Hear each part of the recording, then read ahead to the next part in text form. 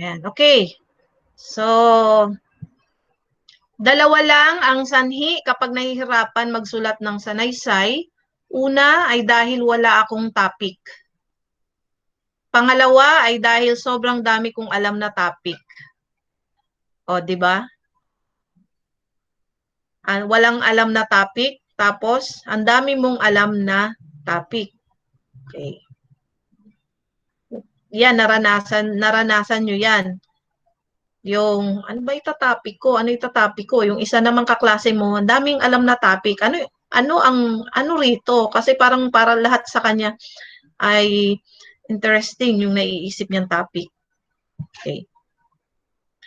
Ito ang 5 problema na kadalasang nararanasan kapag pamilyar tayo sa paksa ng sanaysay. Ito daw yung problem, no? Okay. Alam ko ang paksa, pero hindi ko alam kung paano ako magsisimula o kung paano ako magtatapos. Yan. Kahit ako naranasan ko yan. Pag madalas kami, bibigyan na ang topic minsan given. Given sa amin, bibigay ng aming guro. Mapa-English teacher man yan o mapa-Filipino teacher. Sa philosophy dati, binigyan din kami ng topic, no?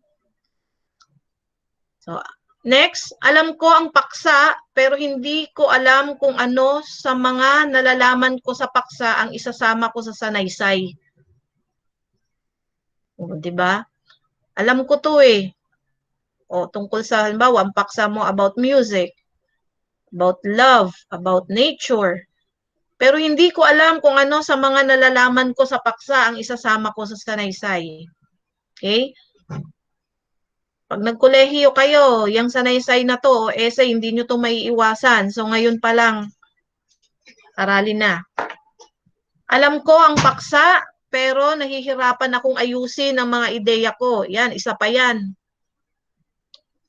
Kapag lalo na yung teacher nyo ay mahigpit, no?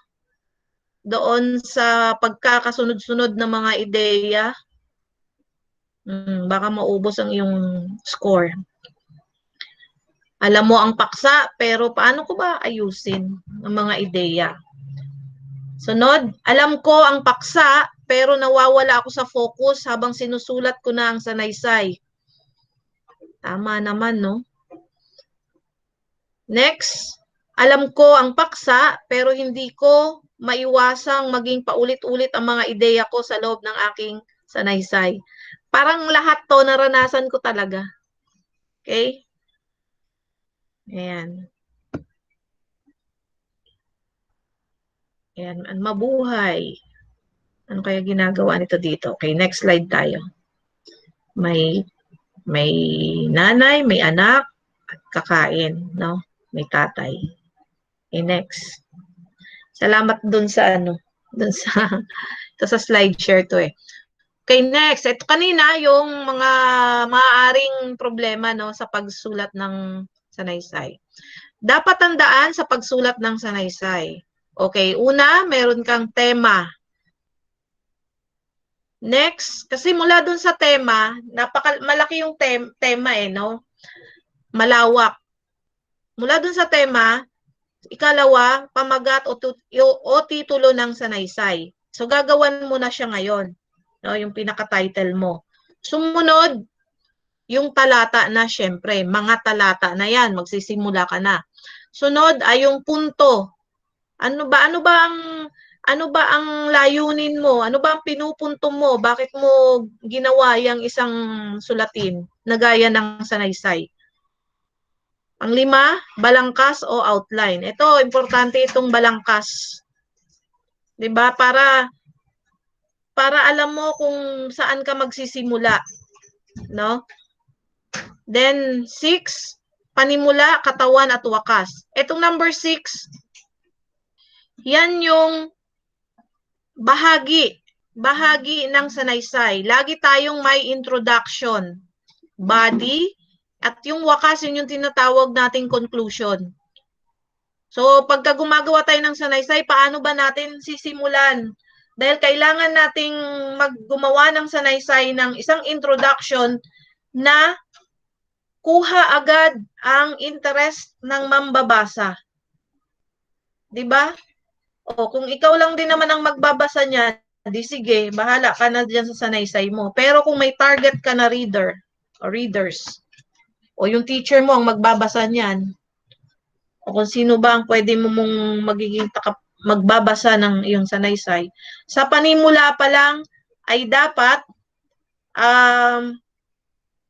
interesado na ang iyong mambabasa. Okay? Sa segundo, bakit kailangan sa panimula pa lang ay interesado na ang magbabasa? Para po, sa mga susunod pa po na bahagi po ng sanaysay, hindi po sila masyadong nagugulan. Tsaka po, kapag sa una pa lang po kasi na, bahagi ng isang sanaysay, nakuha na agad yung interest po ng mambabasa. Hanggang pong dulo, nandun pa rin po yung interest po nila. Hindi po, title pa lang po, alam na agad nila. So wala na po agad silang interest hanggang matapos po yung sanaysay mo po. Okay. No? Kumaga parang may element of surprise, 'di ba? Yung gusto ko yung nang hanggang dulo, hindi bibitaw ang yung mambabasa. So precise yung sagot ni Sesgundo. And then doon sa katawan, yun na yung mga nais mong sabihin o yung mga pinupunto mo, no? Doon kasi sa panimula, isi-set mo yung mood ng iyong readers. At hanggang bukas, parang mayroong nagpapa-admit. Yun nga. Si Ma'am Pegolio. Okay, hi. Nasa na kami. Dapat tandaan sa pagsulat ng sanaysay. Okay. Ayan. So, sa katawan, kung ano yung pinupunto mo, doon na talaga ikaw ay doon ka na magtatalakay. Ano ba ang pinupunto mo? Ano ang saysay ng iyong sanaysay? No? Ito ba ay mapanghikayat na sanaysay? Mapangatwiran na sanaysay? O nagsasalaysay na sanaysay? At hanggang wakas, ano ba ang wakas mo ba ay kakatig? Ibig sabihin, parang kakampi, kakatigan ang iyong pinupunto, o sa wakas ng iyong sanaysay ay mayroong tinatawag na medyo nag-oppose ka din, ano? Kaya kailangan maganda ang iyong konklusyon, 'di ba? Okay. So ano yung iyong tono? Ayan, yung tono, yun na nga. Kung ikaw ba ay pwede siguro diyan nararamdaman ng mambabasa mo kung ikaw ba ay galit na nagkukuwento, natatakot na nagkukuwento, o masayang nagkukuwento. Nararamdaman 'yon dapat ng iyong mambabasa. Of course, tamang gramatika at mga pananda. 'Di ba? Kasi kasama 'yun sa emosyon. No?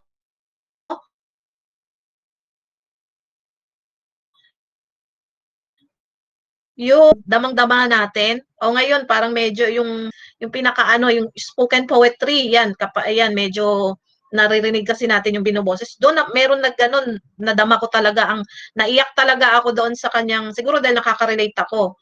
Ayan, ganun din dito sa paggawa ng sanaysay. So sa tono, tamang gramatika at mga pananda.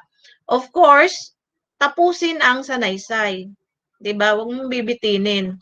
So mga yan ang mga dapat tandaan ng pagsulat sa sanaysay. So may mga problema, yung sinalang natin, para yung mga mga problema na yun ay maibsan, ito yung mga dapat tandaan sa pagsulat ng sanaysay. Okay. So kanina, ayan, inisa-isa ko na pala kanina. So dapat tandaan sa pagsulat ng sanaysay, yung tema, basahing mabuti ang tema. Focus o topic ng sanaysay na hinihingi ng pagsusulit. Okay. Ito ba ay tungkol sa iyong sarili? Pag ito ba ay tungkol sa, ang tema ba ay para sa aking sarili? O di kaya sa ibang tao? Opinyon o puna?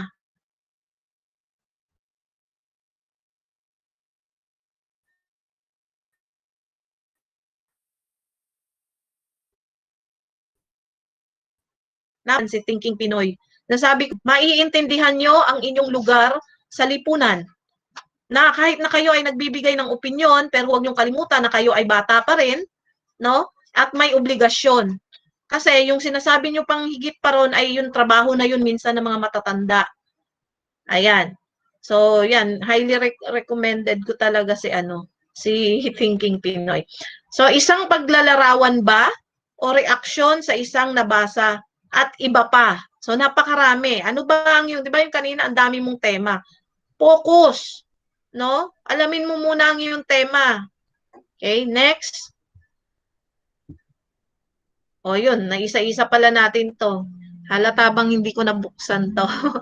Okay, pamagat o titulo ng sanaysay, dapat ay may kinalaman ito sa tema ng isusulat. Kapag sa research kasi, sa research naman, meron muna kaming statement of the problem. At mula dyan sa problem na yan, ay ginagawa lang, inaano lang siya ng pa-declarative, no? Para siya ay, yung question na yon magiging title. 'Di ba?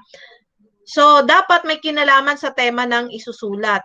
O tungkol sa iyong sarili, baka kung ano-ano na, o opinion sa isang, puna sa tungkol sa kalagayan ng ekonomiya, puna tungkol sa pamamalakad ng isang namamahala, no? Yung mga sa mga barangay captain, mayor, o puna dyan sa, kunyari, yung mga problema dito sa atin, sa mga kanal, okay, yung mga pagbaha, pagputol ng mga puno.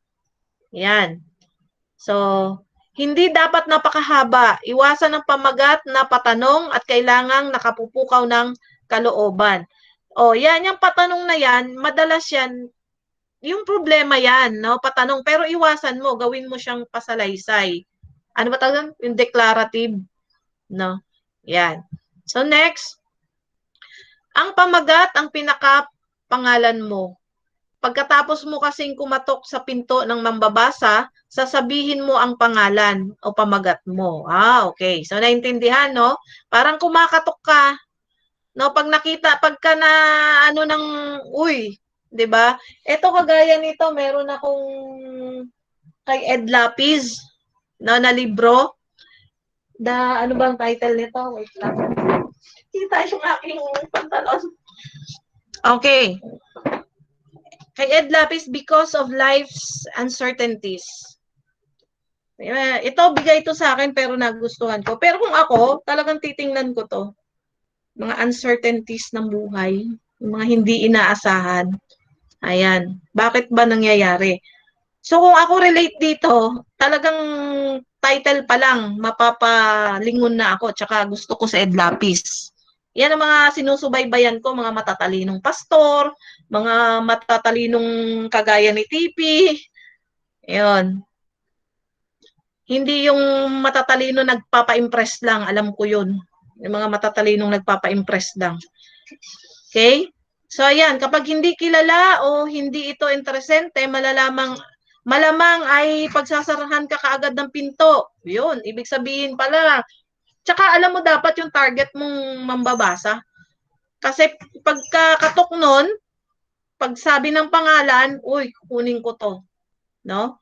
Minsan, maiksing pamagat ay katanggap-tanggap na. Madalas, kapag weird ang titulo, yun pa ang interesting basahin.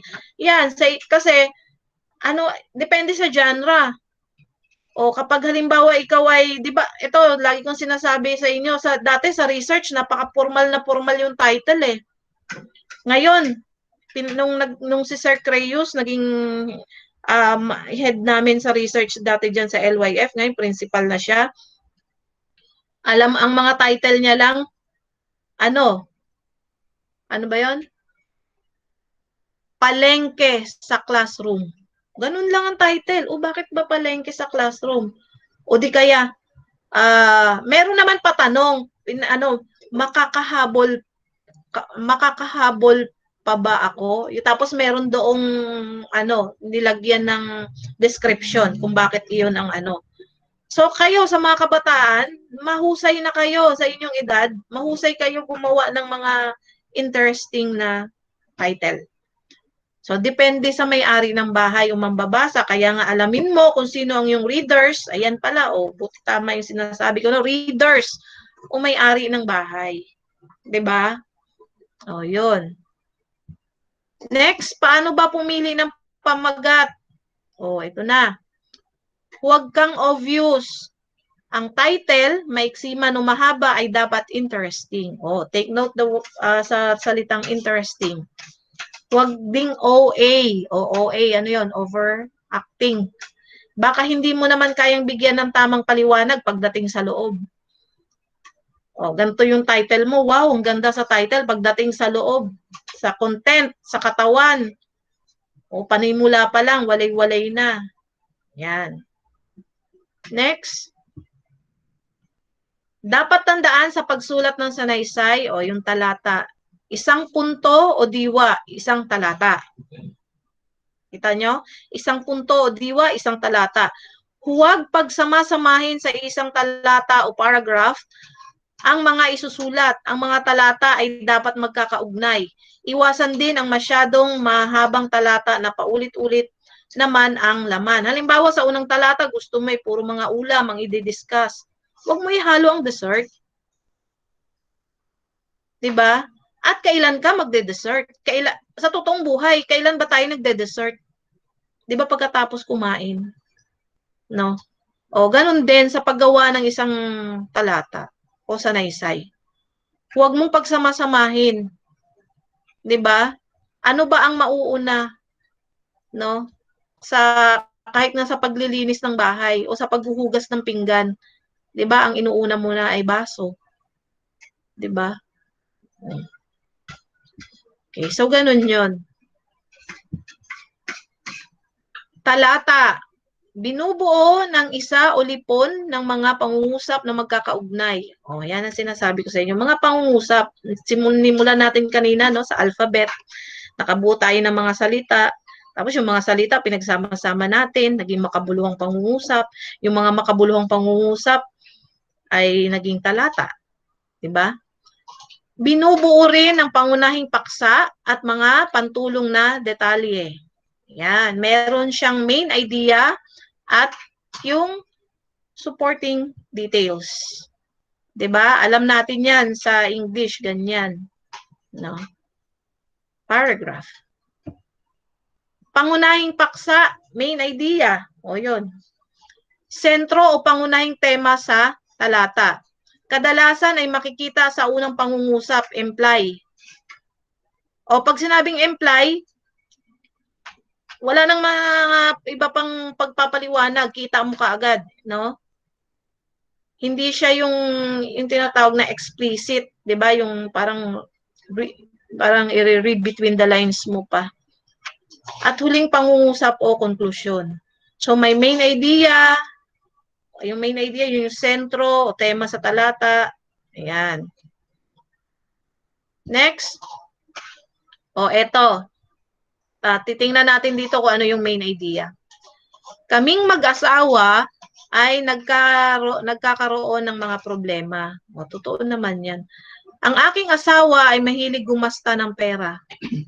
Ito kasi hindi na natin maiwasan to na example. Pero pagka sa school, ayaw ko na kayong mga bata, yung pag may pinapa-role playing ako, tungkol sa mag-asawa, ayaw ko ng ganun. Gusto ko yung mga pang teenager na buhay ang gusto kong niro-role play. Sige, nasambit ko lang ha.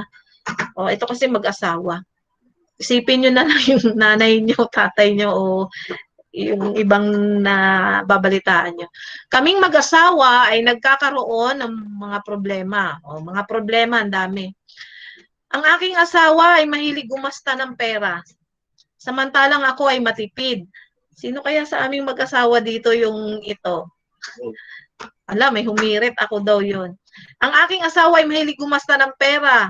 Samantalang ako ay matipid. Mahilig din siyang lumabas ng gabi kung kailan naman tulog na ako. Okay. Gusto rin niya ng mga sport, pero ayaw ko naman ng mga yon.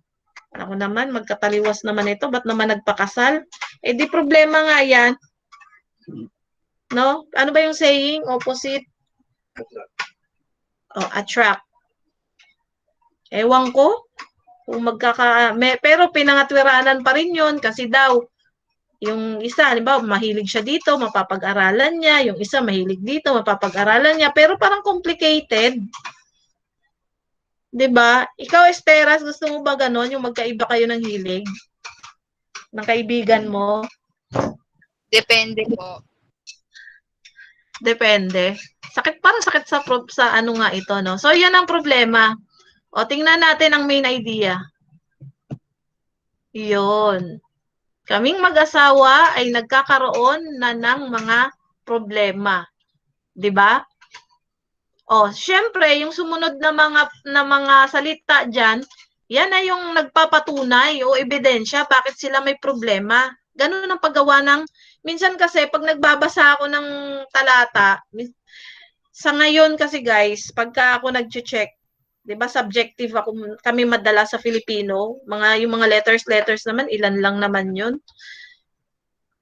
Ano, mauubos ang grado ng bata kapag yan tiningnan ko pa kung paano sila gumawa ng pangungusap, no? Ang tinitingnan ko na lang yung thought.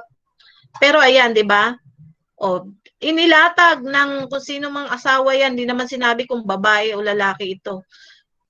Kung bakit sila nagkakaproblema. So, ayan, no, may mga reasons. 'Di ba? O, ganyan. Hindi yung parang ihahang mo,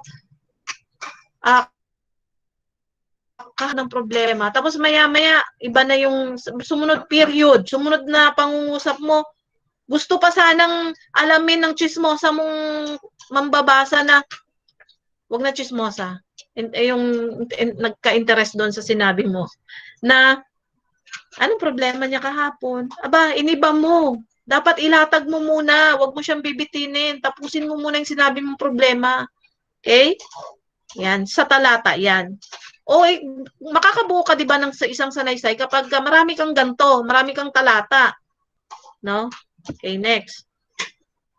Mga pantulong na detalye. Ito na yung mga supporting details. So, binanggit ko na kanina, ano yung main idea doon sa unang problem natin dito, di ba? Ayan. Tapos, ayan yung supporting details. Okay, so titingnan pa ulit natin dito sa another example.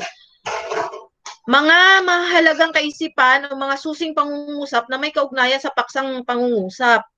O, di ba? O, na kanina, yung nagkaroon sila ng problema, yun ang kanyang paksang pangungusap.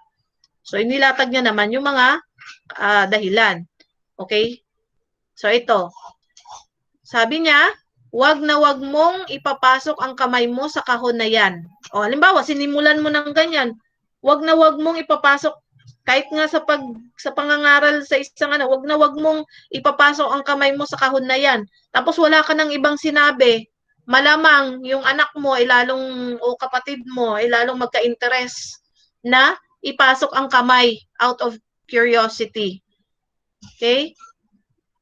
Pero eto, baka sa loob niyan ay may matatalim at kalawanging bakal, baka may mousetrap dyan at bigla ka na lang maipit, o baka makagat ka ng malaking gagamba dyan. Okay. Ayan. See? Ayan ang supporting details. Kaya binalaan niya na wag mong ipapasok ang kamay mo sa kahon na yan. Diba? So, mapapaisip, wag na nga, nakakatakot naman. Para namang feeling mo, mapuputol na agad yung kamay mo o may mangyayari. Diba? Okay.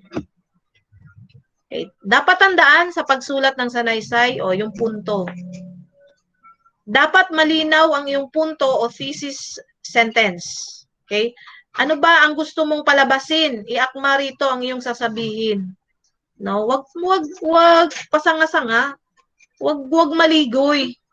Diretso. Kung yan ay tungkol sa iyong sarili, sabihin mo yung tungkol sa iyong sarili. Yung sa tingin mo na yung mga importante, no? Hindi yung pati pagdura mo, ilalagay mo doon. O kung gusto mo pati pagdura mo, isasabihin mo, o mayat maya, baka importante sa iyo yun. Bakit? At bakit kailangan mong banggitin yun? No?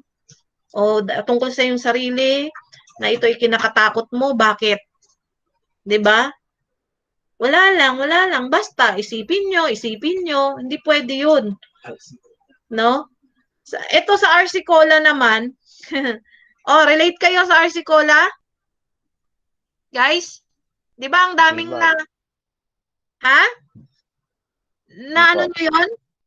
Yes po. Okay. Kahit ako, sinilip ko kaagad. Siyempre, kung ano yung trending, di ba? Oh, ano ba nangyari dito? Umuwi siya ng ampun ako. Natutukso akong ampun ako. Bakit? Bakit? Pinakita niya, may paghubad niyang ganyan. May baso siya doon. May 4 na baso doon sa kanyang likod. Tapos, yung nanay niya, nag-ano na rin. Akala ko kung ano na talaga yung sasabihin niya. Medyo na, kasi ako madiriin talaga ako nung makita ko yun. Nadiri ako kapag may mga ganon. Eto pa si nanay, nagtanggal ng ulo. Tapos may ano doon. Tapos nakalagay doon, basta. No? Ang target ng RC doon, mga millennials. Kasi kayo daw ay, ano ba tawag doon? On the go. Ha? On the go. On the go. Ayan. Kami kasi talagang titingnan pa namin eh. Paano ba yan? Paano ba yan? No? On the go. Pero successful yung nag-conceptualize ng ano na yon kasi nakuha niya ang interest. No? O pero hindi natin pwede dito sa sanaysay. Kumbaga ang inaano lang natin, ayan. So ano ba ang gusto mong palabasin? O na-hit naman niya, 'di ba? Yung kanyang palabasin, talagang nakuha ang interest. Okay? Iakma rito ang iyong mga sasabihin. Okay, so next. Balangkas o outline. Yan, ito. Dapat ito ang aralin natin. Yan. Kung mahaba ang oras, gumawa ng maikling outline para alam mo ang isusulat sa bawat talata. Gawa ka lang. O, Roman numeral. O, mga letters. Ito ang under nito. Sa under ng ito yung theme. Under nito. Ayan. Susulat-sulat ka ng ano mo, ng iyong outline. Para pwede ka pa, may time ka pa na, ay hindi, dapat pala mas mauuna itong ideya na to. O ito, hindi na ito ang letter A, letter B na siya. O, ganon. No? Gawa kayo outline. Yan. Okay, so nasa dapat tandaan sa pagsulat sa sanaysay, maihahalin tulad ito sa plano ng isang bahay. Bago gawin ito ng mga inhinyero sa kawayan o sticks na nagpapatibay sa isang saranggola o sa isang mapa na ginagamit ng manlalay. Yun. Kapag sa paggawa ng, bagsakan kayo ng bagsakan ng pinto, dun. Okay. So sa mga inhinyero, may plano. Sasabihin sa iyo niyan. Syempre kaya lang may bayad din kasi pagka nagpagawa ka. Hindi kagaya ba ito kung basta kung sino na lang basta makagawa ka ng ano. Pero sa mga inhinyero, tatanungin ka, anong pinakakabuuang sukat ng iyong bahay? No? O ito po, 100 square meter. O, gusto mo ba kung dito ilalagay ang kwarto? Ilan ang sukat ng iyong kwarto? O, sa CR mo, ilan? Maglalagay pa ba tayo ng garahe? O, dito banda? O, ganun yun. Ganun din sa paggawa ng saranggola. O, isang mapa na ginagamit ng mga manlalayag. Plan. Yan, plano. Okay? Naintindihan niyo po ba? Kaya po kayo tahimik? Nasusundan po ba? Opo. Okay. Next. Ito ang 5 halimbawa kung paano tayo matutulungan. Nasa 39 slides kaya to. Anong oras na ba? Kaya nga, ilang minuto pa ako? 13 minutes. Kung ano abutin natin dito, malamang ang dami na nating natutuhan, di ba? Okay. Ito ang 5 halimbawa kung paano tayo matutulungan ng paggawa ng balangkas o outline sa pagsulat ng sanaysay. Okay? Kapag ikaw ay gumawa ng balangkas o outline, mas mapag-iisipan mong mabuti kung paano mo sisimulan o tatapusin ang sanaysay. O gaya ng sinabi ko sa inyo kanina. Kapag ikaw ay gumawa ng balangkas, mapipili mo ang mga ideya o konsepto na nais mong isama sa sanaysay. O yun nga, kasi 'di ba yung kanina yung mga problema, ang daming akala mo mga importanteng bagay na isasama mo, no? O dito, pag may outline ka, mapipili mo ang mga ideya o konsepto na nais mong isama sa sanaysay. Dapat lahat ng ito ay magkakaugnay. Yan. Yan ang tatandaan nyo, yung tinatawag na magkakaugnay. Kung meron man kayong isasama. Ayan. So next, kapag ikaw ay gumawa ng balangkas, mas magiging madali sa iyong ayusin ang mga ideya sa iyong sanaysay. Mapipili mo kung ano ang mga ideya na nais mong ilagay sa panimula, katawan, at katapusan ng iyong sanaysay. O halimbawa, dito sa panimula, ito lang ako.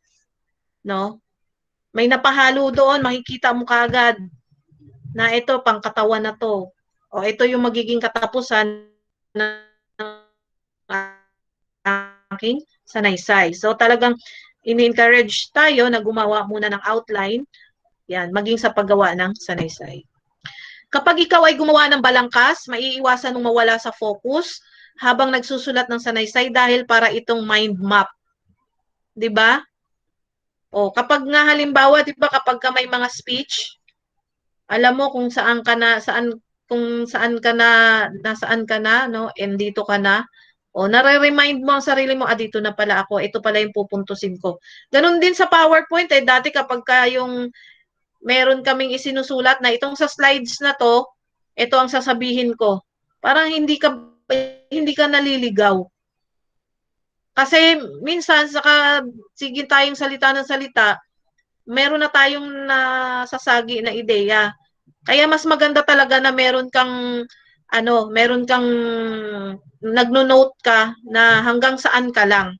At huwag kang magsasama ng salita, o kung may sinamang kang salita diyan at meron kang audience na biglang nagtanong, masasagot mo.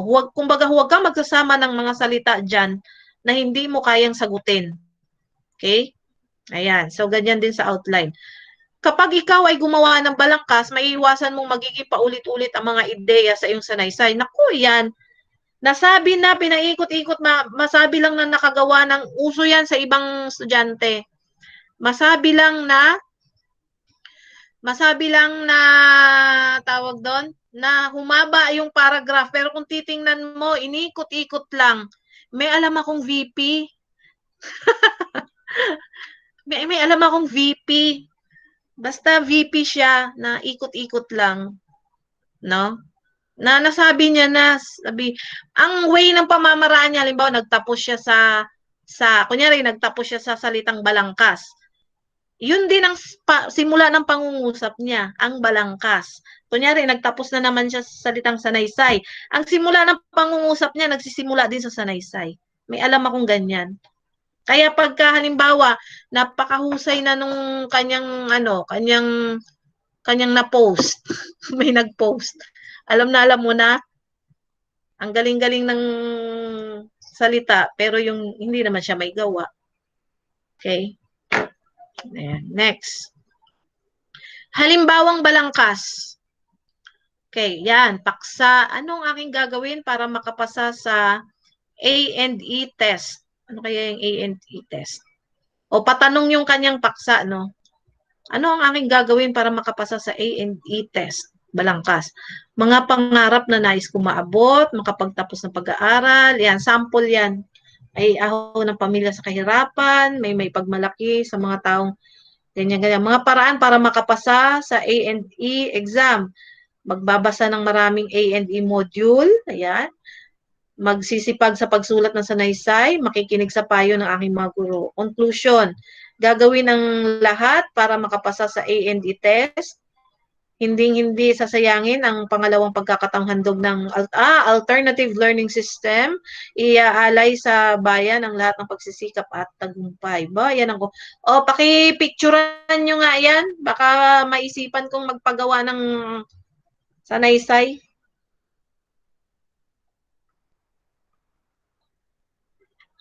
Napicturean na ba? Akin na nga mga picturean ko dito. Galing lang to sa slideshow eh. Baka lang magpagawa ako. Titingnan ko yung outline nyo. Ay, nako. Ang daming gagawin, no? Okay, next. Panimula, katawan at wakas. Ang sanaysay ay karaniwang may panimulang talata. Okay, katawan at wakas o konklusyon. Pero sabi dito, ang tamang ano ng konklusyon, Tagalog, konklusyon. Kulang ng G, no? Sa body o katawan ng sanaysay, dito ay pinahihiwatig ang pinakapunto ng sanaysay, ang maliliit na detalye ng punto at ang paglalarawan o masusing pagbusisi ng maliliit na detalye. Kaya formal o informal yan, dapat maayos, no? 'Di ba? Dalawang uri ng sanaysay yan eh, informal at saka formal. Ano ang pinakapunto pa rin? Kahit parang nagkukwento ka lang, informal, yan, dapat ano pa rin ang iyong pinupunto? Bakit ka dyan nagkukwento? Okay? Bakit ka, ano ang sinasabi? Meron doon sa module doon, sabi niya, ano bang title nun? Sino ako yata yung title doon sa module? Yan.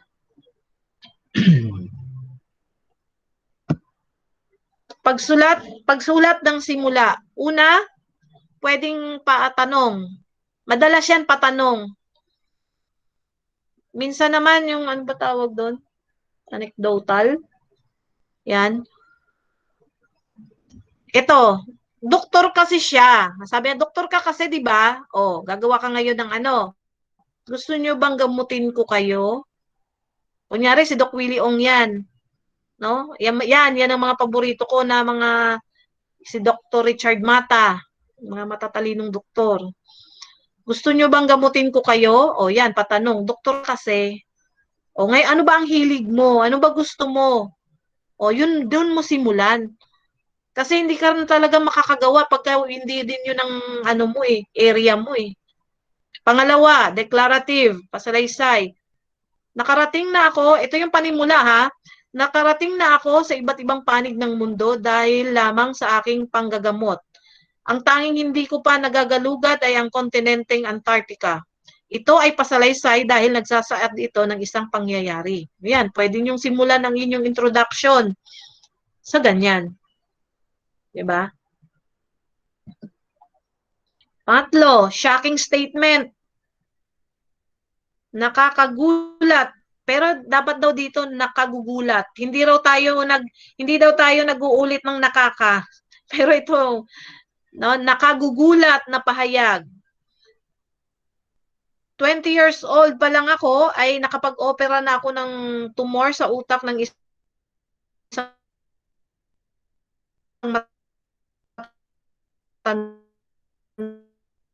para lang 10 taon. Yun, no? 20 years old. So, ibig sabihin, magiging interesado ang mambabasa mo. Pangapat, quotation. Yan. Para kang makata dito, sabihin mo, an apple a day keeps the doctor away. Okay. May connect sa'yo as doctor. Tapos, banatan mo pa.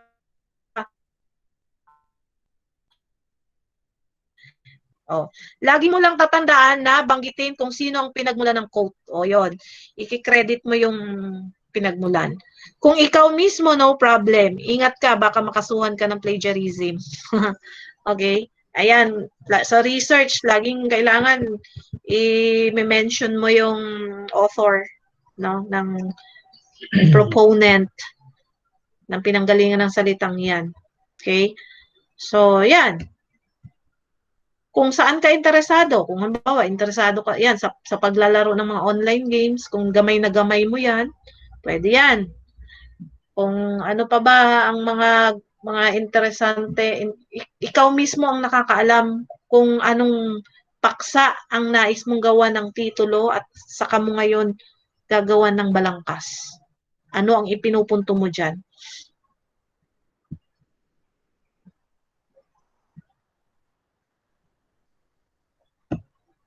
Ba't ayaw nang lumipat? Okay. Panglima, ayan, yung anecdote, yung kababanggit ko kanina. Ito ay maikling salaysay na may aral sa buhay. Halimbawa, Minsan, naglalakad ako sa isa sa mga kalsada sa Europa nang makita ko ang matandang babae sa may tabi ng basurahan. Naglahad siya ng kamay, humihingi.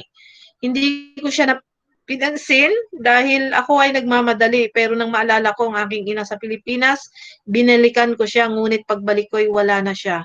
Ganun lang, no? O yan, parang naalala ko dito tuloy si Lloyd Cadena, yung sabi pa naman sa kanya ng matanda na tinulungan niya, kapag ako ay nakapagpagawa ng bahay, hahanapin kita. Paano pa niya hanapin? Wala na. No? Okay, pang-anim, survey. Madalas ito ay patanong like, ang galing ng, gustong-gusto ko yung naggawa nitong slide share. Magagaling po ba ang mga Pilipinong doktor? O kaya, anong sakit ang hindi kayang gamutin ng doktor? Yung nagsasakit-sakitan. Di ba? O, ayan. Pang-pito, definition o kahulugan. Magbibigay ka ng salita at ang definition. Make sure it is related to your topic. Halimbawa, ayan, dito yung kailan lang, yung anak ko nga, di ba, nag-defense, yung kanyang introduction, definition muna ng kanyang mga variables.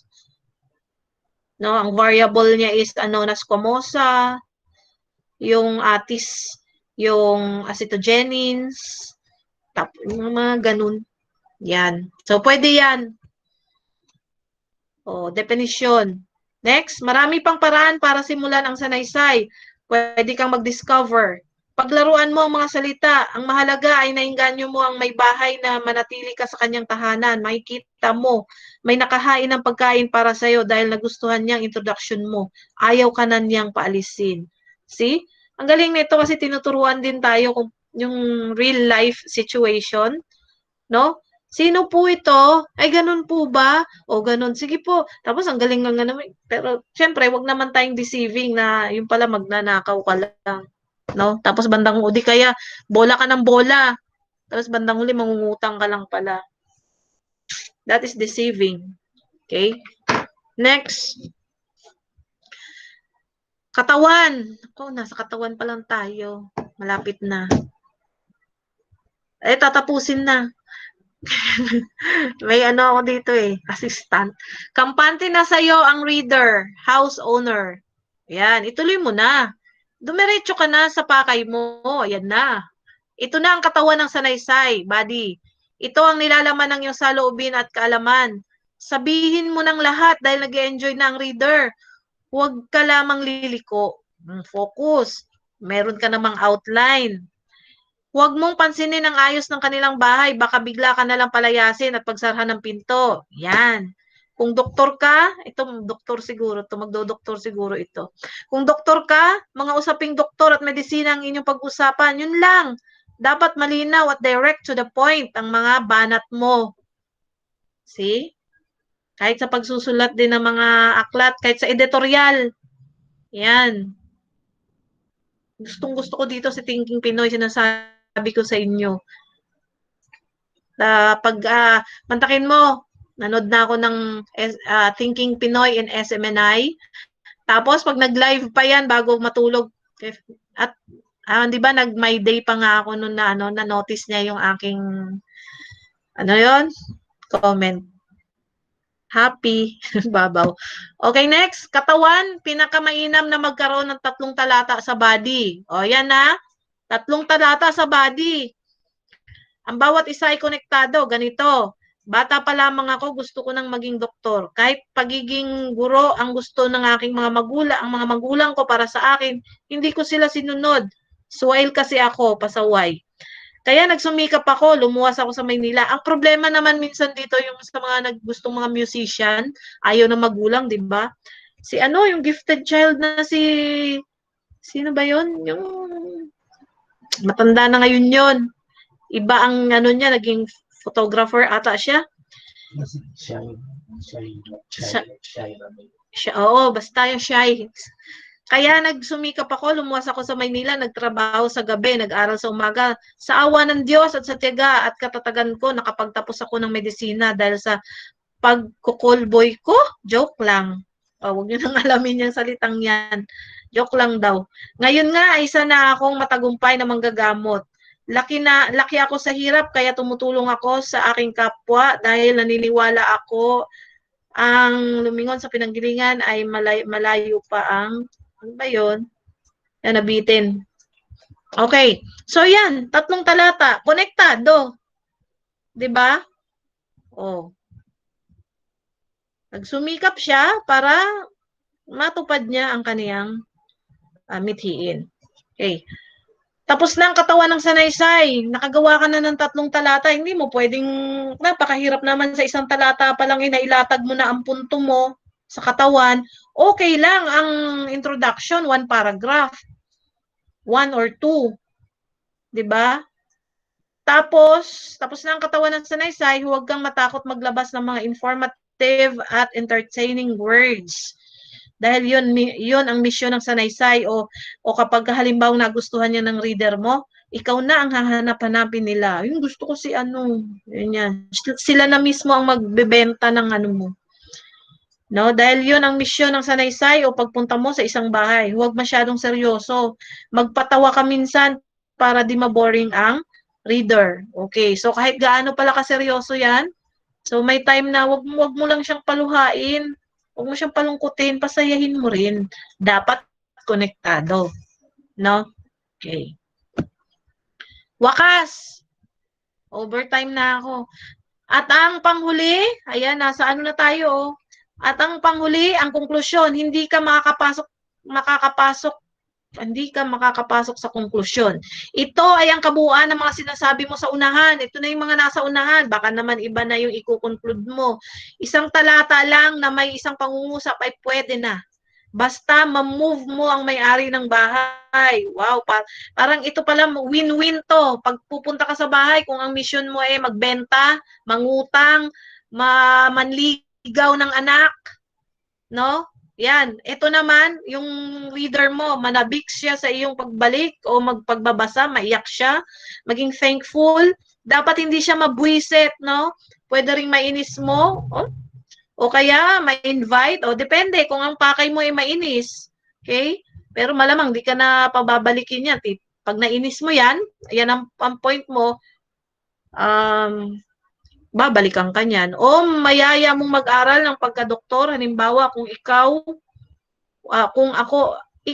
mag-doktor ka. O bakit kailangan mag-doktor? Lalatagan mo ngayon yan ng mga dapat gawin.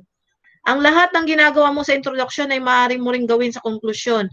Ang tanging kaibahan ay nagpapaalam ka na. This time. Ang pagsulat ng sanaysay ay katulad ng pagbisita ng isang tahanan. Ang manunulat ay kailangan gawin ng 3 hakbang upang tanggapin o papasukin siya ng may-ari. Okay, o ng reader. Ha? Dapat tandaan sa pagsulat ng sanaysay, tono, tiyakin ang tono ng iyong sinusulat. Ito ba ay nasa unang katauhan? O yung ako, ikaw ba ay isang magulang, politikuro, ito ay mahalaga upang may paliwanag mong mahusay ng inyong punto de vista. O pwede yan sa yung third person or first person, no? Point of view. Tamang gramatika at mga pananda, mas malaki ang puntos kung tama ang grammar o gramatika ng sanaysay. Dapat ay wasto ang mga pananda, tuldok, uwit, pananong, tutuldok at iba pa. Tapusin ang sanaysay, huwag ibitin ang mambabasa, dapat itong may konklusyon o wakas. Paksa, pagsulat. Ano ang pinakamahalagang aral na tutuhan ko sa aking buhay? Yan. Yan, sanggunian. O, tapos na.